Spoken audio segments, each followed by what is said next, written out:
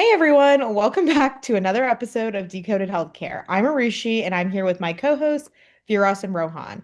Today, we're diving into a huge healthcare topic, value-based care. We hope that today you're able to understand what value-based care is at its core and what this topic's impact has been on the US healthcare system.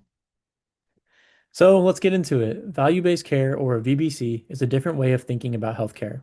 Traditionally, healthcare providers were paid based on how many services they delivered or volume, whether it was a test, a procedure, or a doctor visit. This is called fee for service, or basically getting paid for every service you deliver. A key feature of fee-for-service is that providers are compensated based on the number of services they deliver, such as tests and procedures.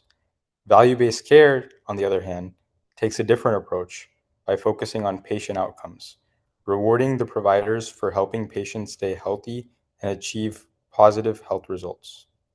Exactly. So it's a model designed to focus on the patient as a whole person rather than just treating a patient's individual symptoms. So, for example, if a patient has diabetes, the goal isn't just to give medication, but to actually help them manage their condition, reduce complications, and avoid hospitalizations. So, emphasizing quality of care over quantity. And it's really about measuring results. Providers are evaluated on metrics like readmission rates, vaccination rates, preventative screenings, and patient satisfaction. So essentially, the system is trying to answer the question, is the care really improving health outcomes?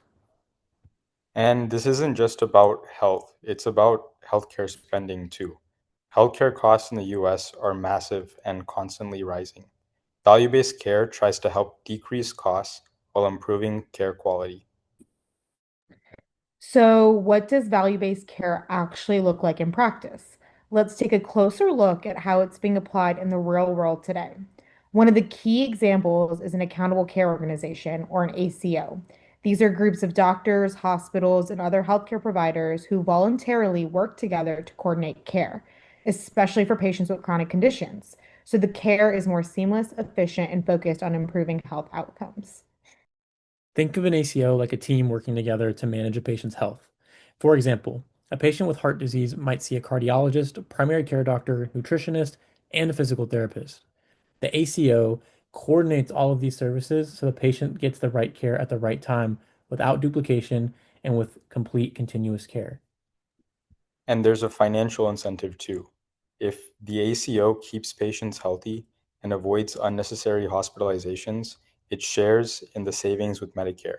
So it rewards outcomes, not just the activity. Exactly. It's a huge change for doctors and hospitals who historically haven't always seamlessly worked together. But ACOs encourage collaboration, care coordination, and proactive management of a patient's health. Another important program is Medicare Advantage and its star ratings.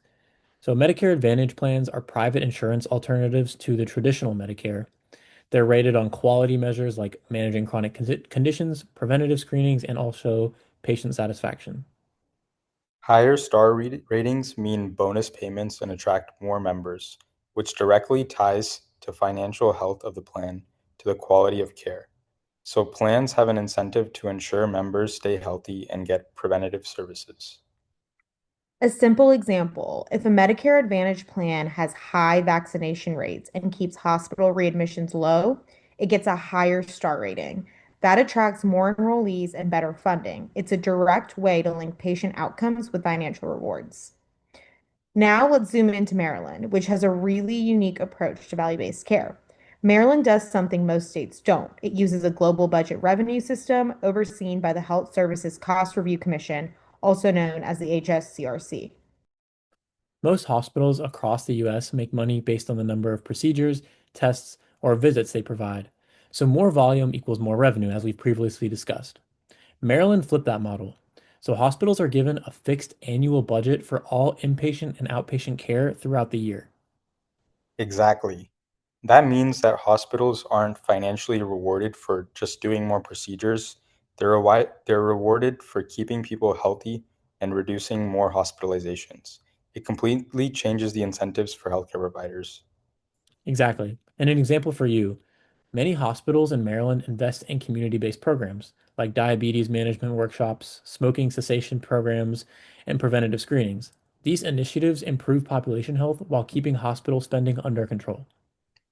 One particularly interesting example is the Care Transitions program in Baltimore.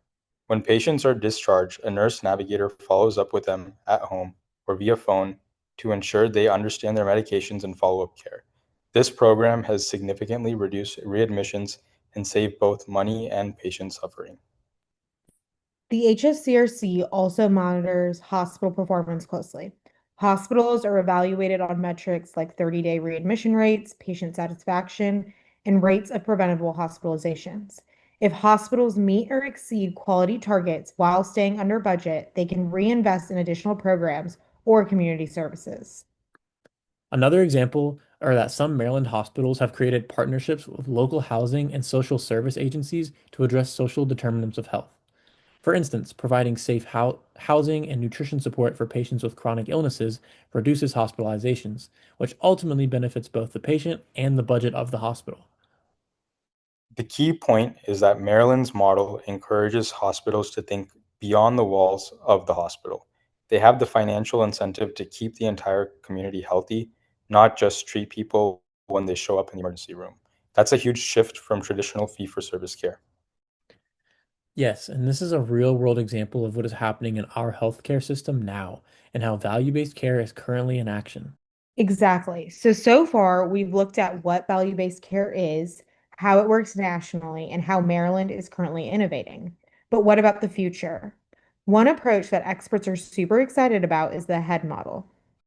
The AHEAD model is a patient centered approach that focuses on collaboration across providers, payers, and patients, using data to make smarter decisions about care. For example, the AHEAD model can work to give patients tools to manage their own health, like apps that track medications or programs that help manage chronic conditions at home. Patients are active participants rather than passive recipients. The model can also use analytics to identify high-risk patients before they end up in the hospital.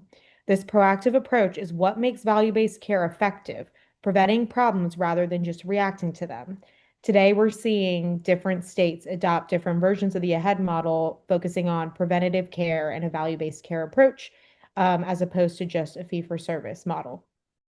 The AHEAD model also emphasizes integration, primary care doctors, specialists, hospitals, and community programs all working together.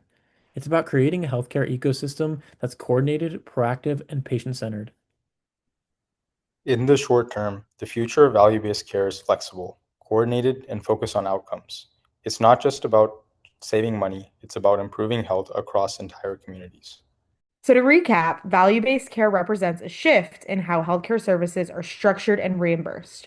We're moving from a focus on the number of services provided to a focus on patient outcomes.